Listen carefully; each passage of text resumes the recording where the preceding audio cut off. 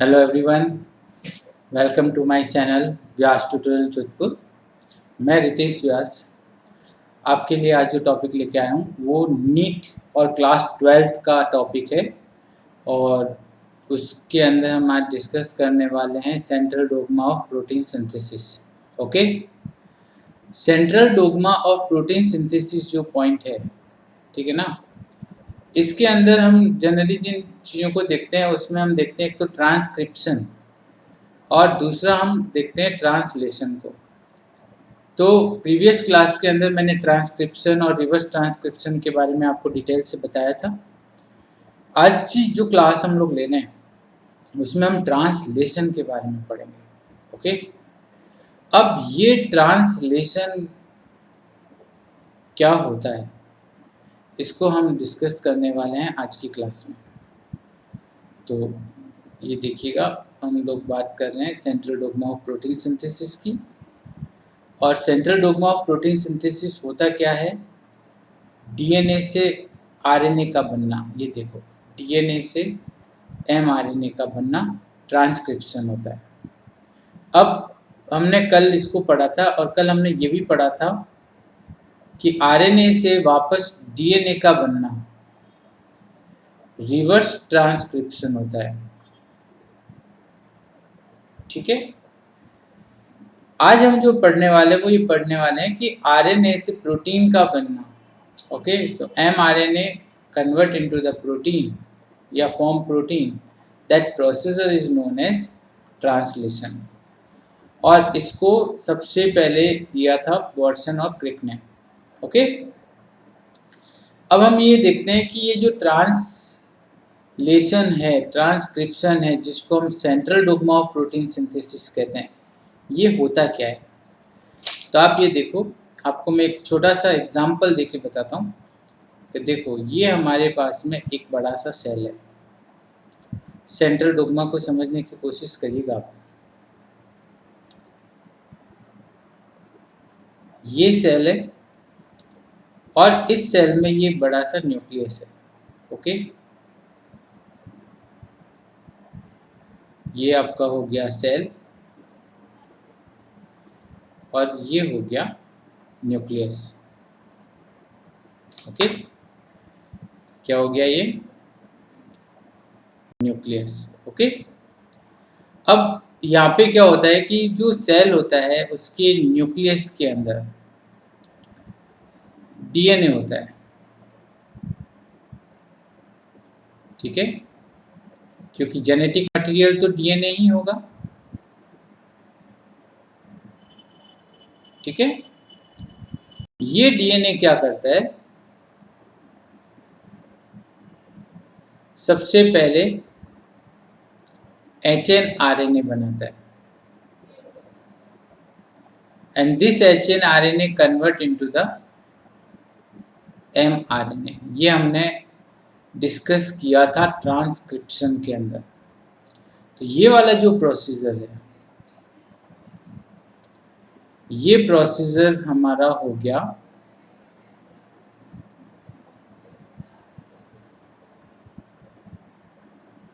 Transcription. चलिए समझ लीजिएगा इसको, थोड़ा लिखने में प्रॉब्लम आ रही है इसमें। यहाँ पे लिख के देखते हैं हम लोग। ये वाला प्रोसेस है ट्रांसक्रिप्शन।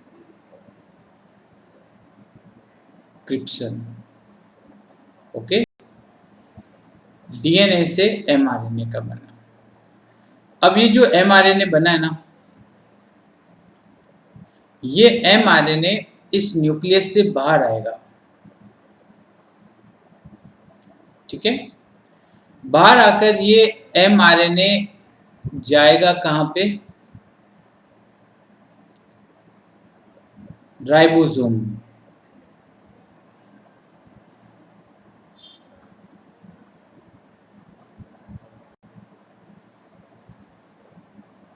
ठीक है, ribosome is a site of protein synthesis.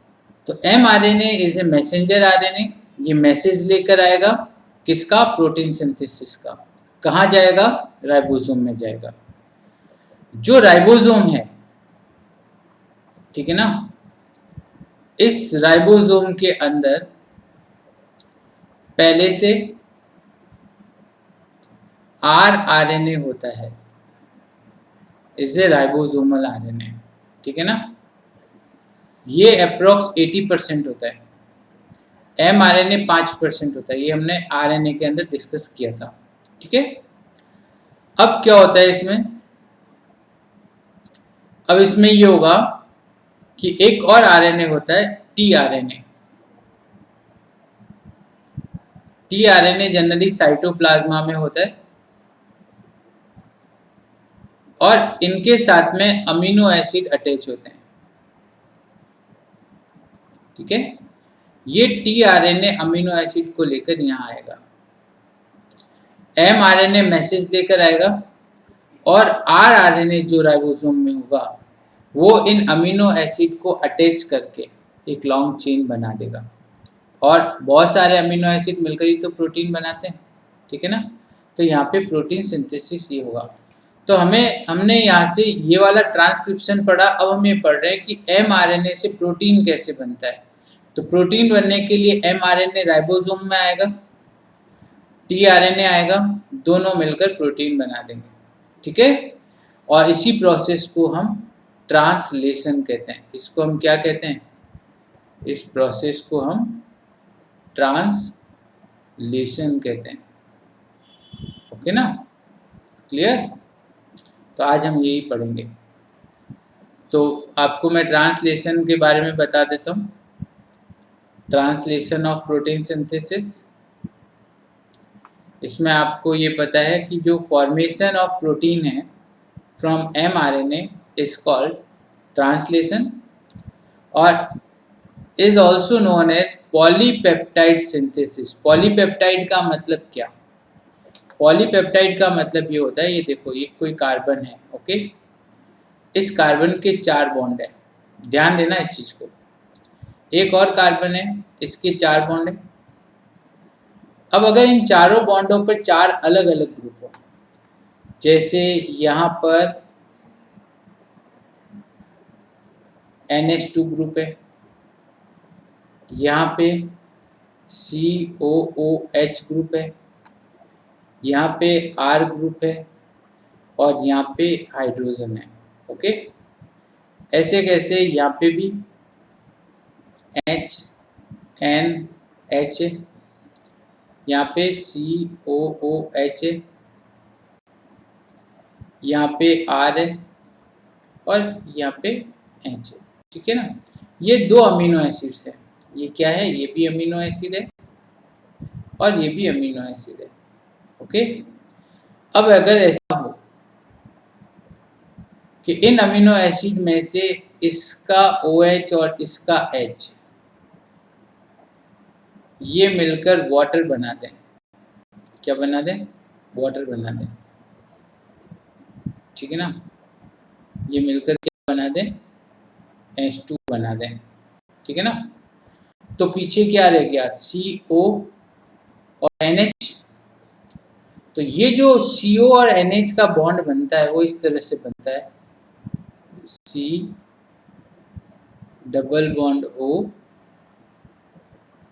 N और H।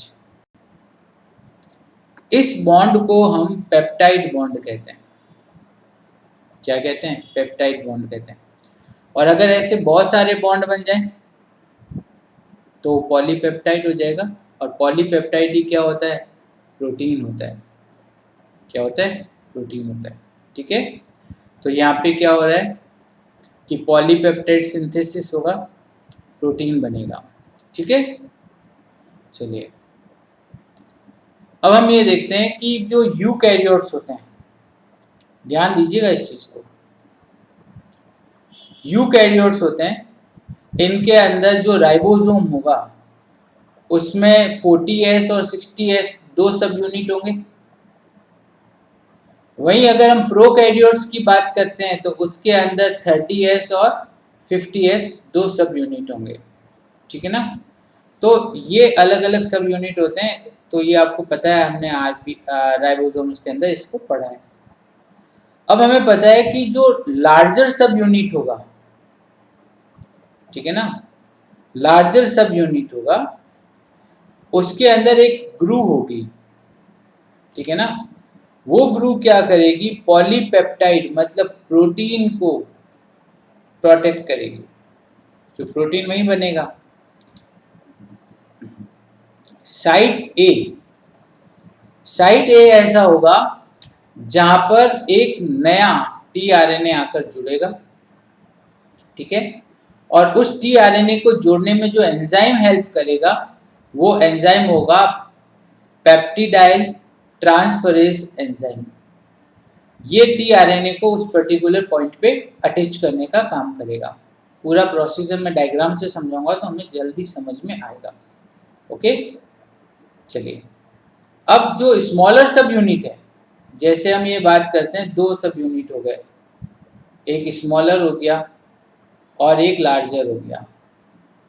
लार्जर सब यूनिट में तो यहाँ पर टीआरएनए आएगा। कौन सा आरएनए आएगा? टीआरएनए आएगा, बाद में आता रहता है। पर ये जो स्मॉलर सब यूनिट की ग्रुप है, यहाँ पे एमआरएनए आएगा। क्या आएगा? एमआरएनए आएगा, ठीक है। तो स्मॉलर सब unit has a point of attachment of mRNA, और एमआरएनए स्मॉलर सब यूनिट से कैसे अटैच होगा? अपने कैप से, जिसमें 7 मिथाइल ग्वानोसिन ट्राइफॉस्फेट होता है ना, ठीक है, वहां से ये अटैच होगा। तो वहां पर ये आके अटैच होगा और ये पी साइट बनाएगा, जिसको हम पेप्टिडाइल ट्रांसफरेज साइट बोलेंगे, ठीक है ना। ये तो अब ये ए साइट क्या है, ये पी साइट क्या है और ई साइट क्या है? 3 साइट्स होती हैं, इन्हीं को हम यहाँ डिस्कस करने वाले हैं। पहले हम बात करते हैं अमीनो एसिड की। आपको पता है कि जनरली 20 टाइप के अमीनो एसिड्स होते हैं। हमने जेनेटिक कोड में पढ़ा था कि there are 20 type of amino acids. कितने टाइप के अमीनो एसिड्स होते हैं? 20 टाइप के अमीनो एसिड्स होते हैं, ठीक है। ये मिलकर क्या बनाते हैं? प्रोटीन बनाते हैं, क्योंकि बहुत सारे अमीनो एसिड मिलेंगे तभी प्रोटीन बनेगा, पेप्टाइड बॉन्ड बनेंगे, ठीक है। इसके बाद में हम बात करते हैं एमआरएनए के बारे में। आपको पता है कि जो एमआरएनए है, मैसेंजर आरएनए है, ये जनरली 5% होता है टोटल आरएनए का, ठीक है, और ये कैरी करता है कोड्स को, और कोड्स में इंफॉर्मेशन होती है प्रोटीन सिंथेसिस की, क्योंकि जो मैसेंजर ना, ठीक है। अब इसमें क्या होता है कि 1 और मोर पॉलीपेप्टाइड्स होते हैं, ठीक है, जिनके ऊपर कोड्स होते हैं जो टीआरएनए को रिकॉग्नाइज करते हैं, क्योंकि टीआरएनए पर उनके एंटी कोड्स होते हैं। कोड क्या होते हैं, एंटी कोड क्या होते हैं, मैं अभी डायग्राम से समझाने वाला हूँ। दूसरा आता है टीआरएनए। टीआरएनए का काम होता है कि they pick up specific amino acid tRNA के थर्ड एंड पर, जहाँ CAA ग्रुप होता है वहां पर टीआरएनए बाइंडिंग साइट होती है, वहाँ OH ग्रुप भी लगा होता है, ठीक है।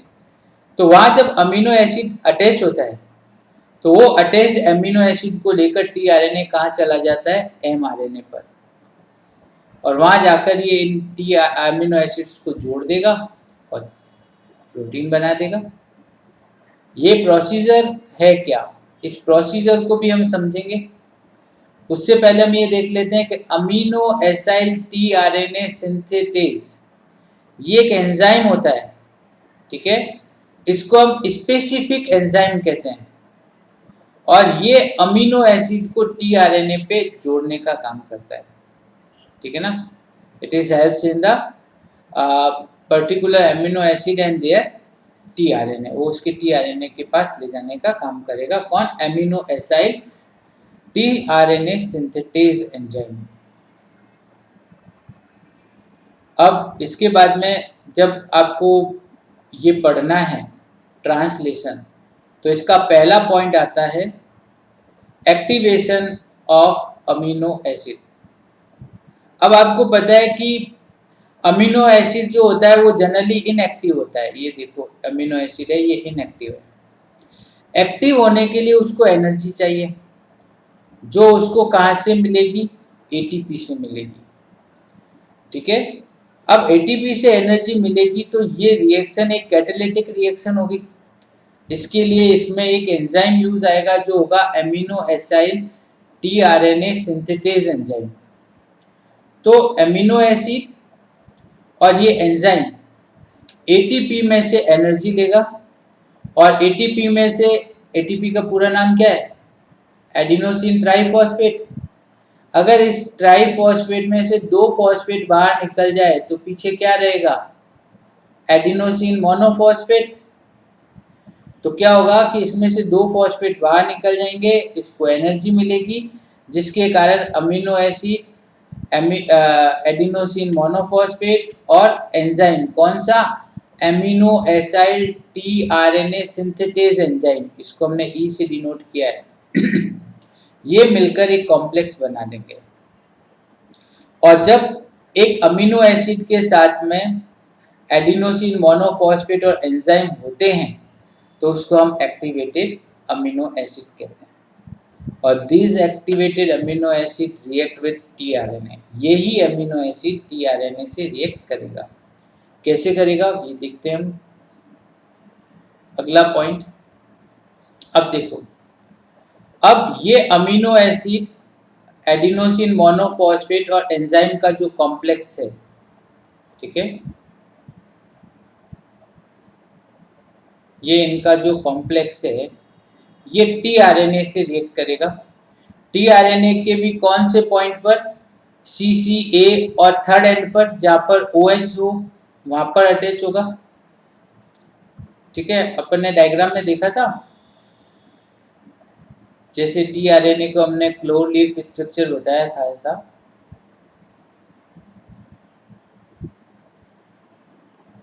इसमें ये वाला एंड जो होता है ये 3 एंड होता है। ठीक है, और यहाँ पर ही सीसीए कॉम्बिनेशन होता है। ठीक है, यहीं पर आकर एक नया अमीनो एसिड जुड़ता है। ओके, तो ये टीआरएनए के इस थर्ड एंड पर, जहां पर सीसीए कोडॉन है, वहां पर एक नया अमीनो एसिड आकर जुड़ेगा। कब? जब वो एक्टिवेट होगा। तो अब ये अमीनो एसिड और एडिनोसिन मोनोफॉस्फेट और एंजाइम का कॉम्प्लेक्स जब इसके साथ जुड़ेगा तो इसमें से एएमपी और एंजाइम अलग हो जाएंगे। ये एएमपी और एंजाइम देखो अलग हो गए। ठीक है, अब हुआ क्या कि अमीनो एसिड इस टीआरएनए से जुड़ गया। किससे जुड़ गया? टीआरएनए से जुड़ गया। ठीक है ना, तो इनको जोड़ने का काम ये एंजाइम करेंगे। ठीक है, क्लियर है? अब ये टीआरएनए ऐसा है जो वो स्पेसिफिक अमीनो एसिड को लेकर बैठा है, और जब क्या होगा, ये अमीनो एसिड का कोड एमआरएनए पे आएगा तो ये टीआरएनए वहां जाकर अटैच हो जाएगा। कैसे, ये बताता हूँ मैं आपको। अब जैसे ये देखो आप, इसमें आप ये समझने की कोशिश करो कि ये देखो, ये पर्पल कलर की जो लाइन दिख रही है ना, ये आपको ये वाली ये पूरी लाइन जो है ये आपका एमआरएनए है। क्या है? एमआरएनए। एमआरएनए जो होता है वो अटैच होगा स्मॉलर राइबोसोम यूनिट से। तो यहाँ पर जैसे ये स्मॉलर राइबोसोम यूनिट आकर एमआरएनए से जुड़ गया, लार्जर सब यूनिट इसके ऊपर आएगा। ठीक है, और उस लार्जर सब यूनिट के अंदर हम ये नए टीआरएनए आकर जुड़ते रहेंगे। ठीक है ना, तो ये तो 2 चीजें हो गई। अब इसके अंदर ये एयूजी जो है that is the start codon, और कुछ माइटोकॉन्ड्रिया में ये जीयूजी भी हो जाता है, पर आपको एयूजी लर्न रखना है। इसके अलावा यूएजी, ठीक है, ये एक स्टॉप कोडॉन है। तो क्या होगा कि प्रोटीन का जो सिंथेसिस होगा वो यहाँ पे स्टार्ट होगा और यहाँ पे खत्म हो जाएगा, क्योंकि स्टॉप कोडॉन 3 होते हैं, उनका कोई भी अमीनो एसिड नहीं है।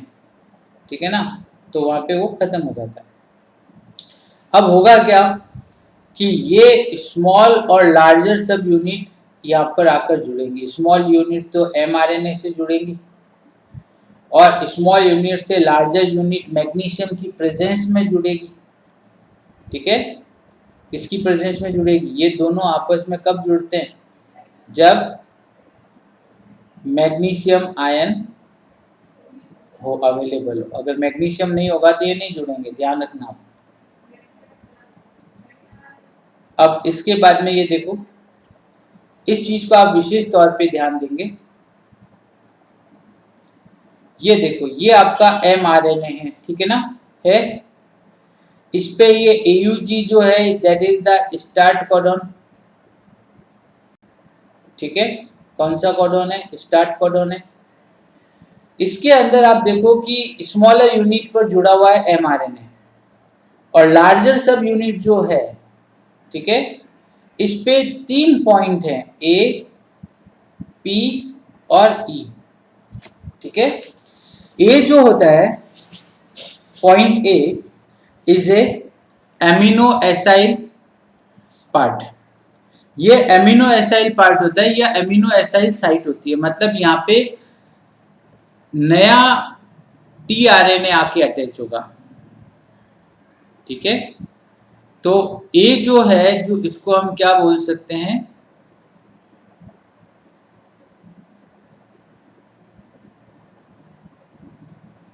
Amino acyl site. ओके, दूसरी जो ये साइट है दैट इज द P। ठीक है, P जो साइट है, यहां पर हमेशा F मेट मतलब F मिथियोनिन वाला अमीनो एसिड आकर जुड़ेगा। इसको हम पेप्टाइडल साइट कहते हैं। क्या कहते हैं?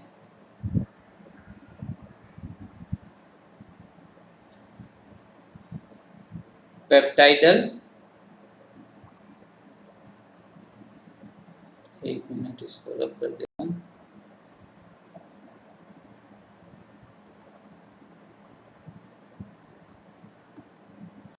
इसको हम बोलते हैं पेप्टाइडल साइट। ओके, और जो ई दिख रहा है यहाँ पे आपको, ये एग्जिट साइट होती है। कैसी साइट होती है? एग्जिट साइट होती है। तो इसमें आपको क्या ध्यान रखना है वो मैं आपको बता देता हूं कि जो पी वाली साइट है, पहले ये वाली ध्यान रखना, यहां पर AUG स्टार्ट कोडॉन होगा। कौन सा कोडॉन होगा? स्टार्ट कोडॉन होगा। ठीक है, इस स्टार्ट कोडॉन पे F मेट मिथियोनाइन यहां पर आकर जुड़ेगा। किसके साथ? tRNA के साथ। तो मिथियोनाइन जो है वो कहाँ जुड़ेगा? P पर, पहला। इसके अलावा जितने भी नए tRNA हैं वो साइट A पर जुड़ेंगे, जिसको हम एमिनो एसाइल साइट बोलते हैं। तो केवल F मेट जो है वो P पर जुड़ेगा, बाकी जितने भी नए एमिनो एसिड है वो A साइट पर जुड़ेंगे। अब यहाँ देखो कि ये वाला जो पर्पल कलर का, ये जो पिंक कलर का पार्ट दिख रहा है, ये वाला UAC लिखा हुआ, ये एक आपका tRNA है। कौन सा RNA है? tRNA है। इसमें यहाँ पर ये एंटीकोडॉन है और यहाँ पर ये एक अमीनो एसिड है। क्या है? अमीनो एसिड है, इसे F मेट। अब पहले तो ये यहाँ जुड़ गया और यहाँ से स्टार्टिंग शुरू हो गई। अब सेकंड tRNA जो है वो A साइट पर जुड़ेगा, थर्ड भी A पर, फोर्थ भी A पर जुड़ेगा। अब ये जैसे दूसरा आया वो जुड़ा UGG का अपोजिट, मतलब ACC, मतलब इसका जस्ट कॉम्प्लीमेंट्री होगा, वो ही यहाँ आकर जुड़ पाएगा, क्योंकि ये कोड है और ये एंटी कोड है, तो ये आकर यहाँ जुड़ेगा। अब इसके साथ एक दूसरा और अमीनो एसिड आ रहा है, ये वाला। ये अमीनो एसिड भी यहाँ आएगा, ठीक है। अब जब ये दो अमीनो एसिड आएंगे तो इनके बीच में एक पेप्टाइड बॉन्ड बन जाएगा। क्या बन जाएगा? पेप्टाइड बॉन्ड बन जाएगा, ठीक है। तो ये तो पहला पोजीशन हो गया। अब क्या होगा? अब क्या होगा कि ये वाला जो पोर्शन है, ये एफ मेट वाला, ये थोड़ा सा स्लाइड ओवर हो जाएगा, आगे चला जाएगा, ठीक है। यहाँ से यहाँ चला जाएगा, एग्जिट पे चला जाएगा। एग्जिट पे जाएगा तो वहां पे क्या होगा? टीआरएनए तो बाहर निकल जाएगा। क्या होगा? ये जो टीआरएनए है ना, ये वाला, ये तो बाहर निकल जाएगा। एफ मेट जो है वो पीछे वाले अमीनो एसिड से जुड़ जाएगा और ये यहाँ से एग्जिट हो जाएगा, ठीक है। ये होने के बाद क्या होगा कि जैसे ये एमआरएनए है, इस पे यहाँ पे राइबोसोम जुड़ा हुआ है, वो यहाँ से थोड़ा सा आगे जाकर यहाँ पे जुड़ेगा, ठीक है। तो ये आगे ट्रांसलोकेट होगा। तो जब राइबोसोम ट्रांसलोकेट होगा तो यहाँ पे जो एंजाइम यूज आएंगे वो ट्रांसलोकेटेज एंजाइम काम आएंगे, जो इनका ट्रांसलोकेशन करेंगे, ठीक है। तो इनका राइबोसोम का ट्रांसलोकेशन होता रहेगा, नए टीआरएनए आके जुड़ते रहेंगे, पुराने टीआरएनए एग्जिट होते रहेंगे। तो ए पर नया टीआरएनए जुड़ेगा, ई से एग्जिट होगा और पी पर जुड़ने वाला पहला टीआरएनए जो होगा वो एफ मेट वाले अमीनो एसिड वाला होगा, ठीक है ना। क्लियर है? चलिए इसका एक और डायग्राम हम देखते हैं। ये वाला देखो आप, इसमें आप देखो कि ये देखो, ये टीआरएनए, ये इसको हम एग्जिट एंड माने, ये यहाँ से बाहर निकल रहा है, ठीक है। इसको ई पॉइंट मान लें, इसको हम लोग पी मान लें और इसको हम ए मान लें, ठीक है ना। अब क्या होगा कि पी पर होगा तो पी और ए के बीच में यहाँ पे पेप्टाइड बॉन्ड बनेगा, ठीक है। और ई पे आते ही टीआरएनए बाहर निकल जाएगा, ठीक है। ऐसे करते हुए आगे बढ़ेगा और जैसे ही स्टॉप कोडॉन आते हैं, क्या आते हैं? स्टॉप कोडॉन आते हैं, ठीक है। वो क्या हो सकते हैं? GAA, GA, UGGA, UGA, ठीक है ना। तो ये टोटल स्टॉप कोडॉन है। जैसे ये कोडॉन है GAU, ठीक है ना। तो ये एक स्टॉप कोडॉन है। तो यहाँ से स्टार्ट होकर जैसे ही वो यहाँ आएगा, यहाँ पर ये चेन बनना बंद हो जाएगी। ये चेन क्या है? पॉलीपेप्टाइड चेन है। इसमें बीच में पेप्टाइड बॉन्ड बन रहे हैं, तो बहुत सारे बॉन्ड बनते रहेंगे तो ये पॉलीपेप्टाइड हो जाएगा। और पॉलीपेप्टाइड मतलब बहुत सारे अमीनो एसिड आपस में जुड़ जाते हैं पेप्टाइड बॉन्ड से, तो उसको हम पॉलीपेप्टाइड कहते हैं। और बहुत सारे अमीनो एसिड्स जो हैं वो मिलकर प्रोटीन बना देते हैं। क्या बना देते हैं? प्रोटीन बना देते हैं, ठीक है ना। क्लियर है? कोई कंफ्यूजन नहीं? चलिए अब इसमें होता क्या है, इसके कुछ चीज़ होती है। इनिशिएशन, मैंने आपको बताया था इनिशिएशन जो होता है वो AUG से होता है। और प्रोकैरियोट्स में इनिशिएट करने वाले 3 फैक्टर होते हैं, initiation factor 3, initiation factor 2, initiation factor 1, 2, 3, okay. वहीं यूकैरियोट में ये कुछ बुक्स में 9 और कुछ में 10 दिया होता है, बट 9 फैक्टर होते हैं, ठीक है ना। इसको आप ध्यान रखना। ये नॉन फैक्टर जो होंगे, ई जो है वो यूकैरियोट को रिप्रेजेंट कर रहा है, initiating factor, eukaryote initiating factor, ऐसे करके ये सारे इनिशिएटिंग फैक्टर्स हैं जो 9 होते हैं, ठीक है ना। क्लियर है? दूसरा, इसमें इनिशिएशन कब होगा? जब mRNA अटैच होगा स्मॉलर सब यूनिट से, ठीक है। और किसकी हेल्प से होता है? वो कैप की, 7 मिथाइल ग्वानोसिन ट्राइफॉस्फेट, वो कैप रीजन से वहाँ पे अटैच होगा, ठीक है। ये इसका इनिशिएशन वाला पार्ट हो गया। इसके अलावा इनिशिएशन जो है उसका कोडॉन क्या होता है? इनिशिएशन का कोडॉन होता है AUG, ज़्यादातर ये होता है, पर कुछ में जीव होता है, जैसे कुछ माइटोकॉन्ड्रिया वगैरह होते हैं, उनमें जीव जो होता है वो इनिशियल कोडॉन होता है, और ये कोडॉन हमेशा पी साइट पर होते हैं। मैंने आपको बताया था ए साइट, पी साइट और ई साइट, ठीक है ना। यहाँ पर जो होगा वो स्टार्ट कोडॉन होगा, इनिशिएटिंग कोडॉन होगा, ठीक है ना। क्लियर है, कोई कंफ्यूजन नहीं। और जैसे हम बात करते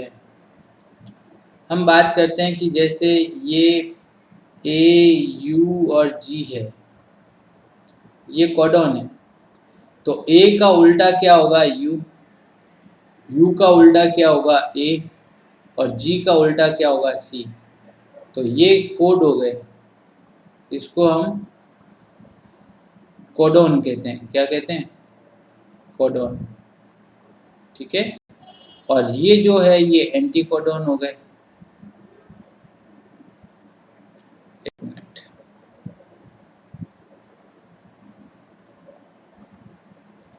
ये वाले क्या हो गए?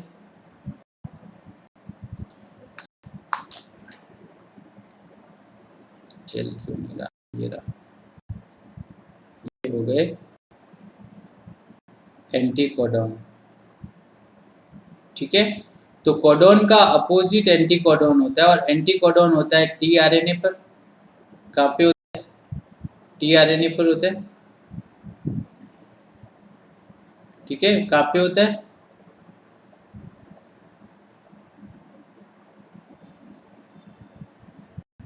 टीआरएनए पर, ओके। क्लियर, कोई कंफ्यूजन नहीं। तो इनिशियल कोडॉन AUG, ठीक है, उसका एंटी कोडॉन UAC, ठीक है। कोडॉन होता है mRNA पर, एंटी कोडॉन होता है tRNA पर, ठीक है। नेक्स्ट,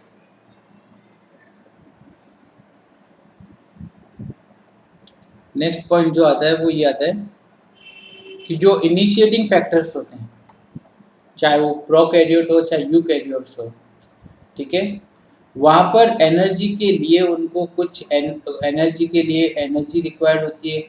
तो एनर्जी उनको जीटीपी से मिलती है, ठीक है ना। किससे मिलती है? जीटीपी से मिलती है। स्मॉलर सब यूनिट पर mRNA जुड़ता है और लार्जर पर tRNA जुड़ता है। लार्जर पर जो पहला tRNA जुड़ेगा वो मिथ्योनाइन होगा, जिसके साथ में F मैट करके अमीनो एसिड अटैच होगा। चलिए, इसके बाद जो लार्जर सब यूनिट है, ठीक है ना, इसके अंदर क्या होगा कि होता है क्या, देखो ये mRNA है, ये स्मॉलर सब यूनिट से जुड़ा, ठीक है। यहाँ पे AUG कोडॉन है, ठीक है।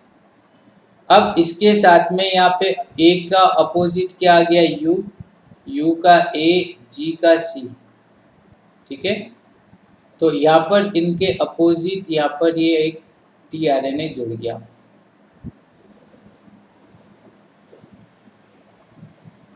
ठीक है ना, ठीक है। इसके अंदर यहाँ पे F मैट, यहाँ पर ये एक अमीनो एसिड हो गया, ठीक है। अब क्या होगा कि इसके साथ में यहाँ पर एक लार्जर सब यूनिट अटैच होगा, और वो लार्जर सब यूनिट जो है वो अटैच होगा मैग्नीशियम आयन की प्रेजेंस में। मैंने बताया भी था आपको, मैग्नीशियम आयन की प्रेजेंस में होगा, ठीक है। कौन से साइड पर ये अटैच होगा? पी साइड पर अटैच होगा, ठीक है ना। उसके बाद जो नए अपने tRNA है वो सारे के सारे ए साइड पर अटैच होंगे। तो यहाँ पे क्या आया हुआ है?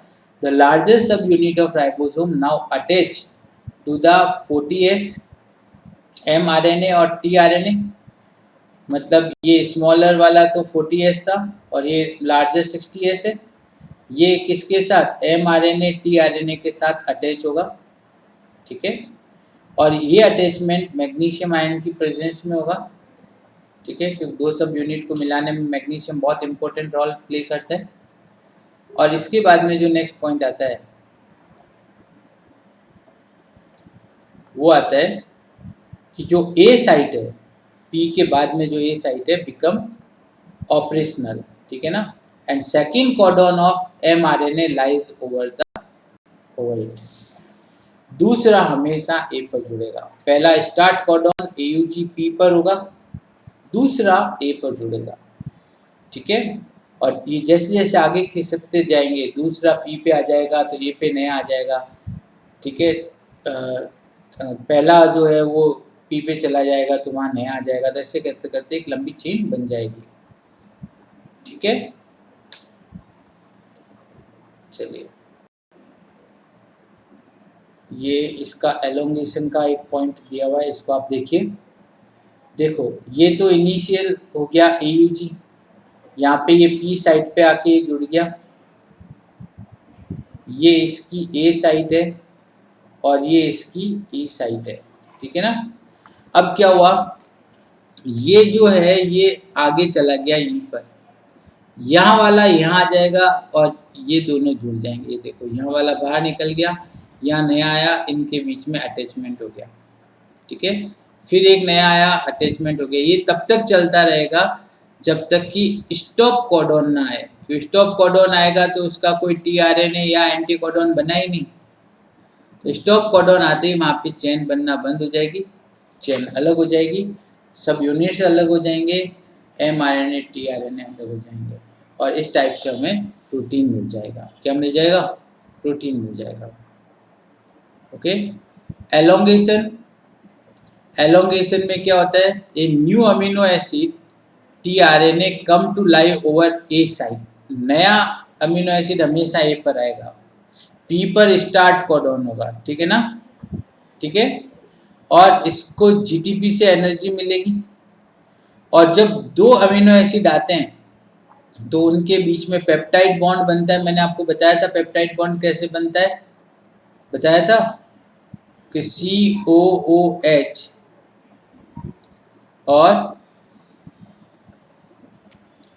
और हम यहाँ पे कलर चेंज करके करते हैं,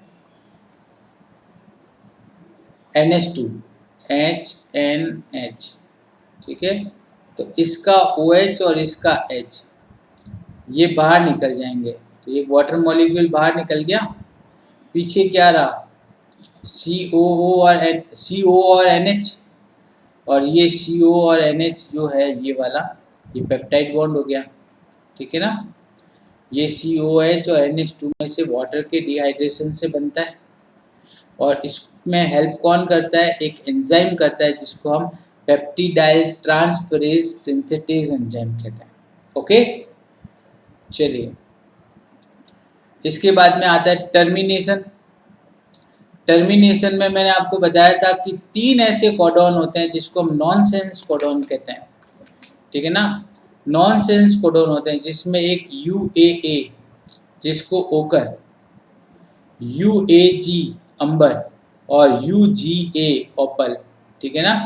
ये 3 ऐसे नॉनसेंस कोडॉन होते हैं जिनका कोई एंटी कोडॉन होता ही नहीं, ठीक है। और जब इन तीनों में से कोई एक ए साइड पर पहुंच जाता है, ठीक है ना, तो क्या होगा कि it does not attract any amino acid tRNA, ठीक है ना, किसी को भी अट्रैक्ट नहीं कर पाएगा। तो क्या होगा, वहीं पर ही प्रोटीन सिंथेसिस स्टॉप हो जाएगा, ठीक है, क्योंकि वो चेन को एलोंगेट नहीं होने देगा, क्योंकि उसके अंदर कोई अमीनो एसिड है ही नहीं, ठीक है। क्लियर है, कोई कंफ्यूजन नहीं। और जब ये अमीनो एसिड्स का और प्रोटीन का बनना रुक जाता है, जैसे ही बनना रुक जाता है तो जो रिमेनिंग जो कंप्लीटेड पॉलीपेप्टाइड चेन है वो रिलीज हो जाएगी, बाहर निकल जाएगी। mRNA और राइबोसोम सेपरेट हो जाएंगे, अलग हो जाएंगे, राइबोसोम्स के दोनों सब यूनिट अलग हो जाएंगे, ठीक है ना, दोनों अलग हो जाएंगे, और ये एकदम नया प्रोटीन बन जाएगा, तो that procedure is known as translation. Translation क्या है, आपको फिर एक चीज़ यही ध्यान रखनी है, स्मॉलर सब यूनिट, इसको रब कर देते हैं, इतना आप ही चलने लग जाता है आजकल, ठीक है। स्मॉलर सब यूनिट, लार्जर सब यूनिट, ठीक है। फास्ट रिकैप दे रहा हूँ मैं, ठीक है ना, और लार्जर सब यूनिट,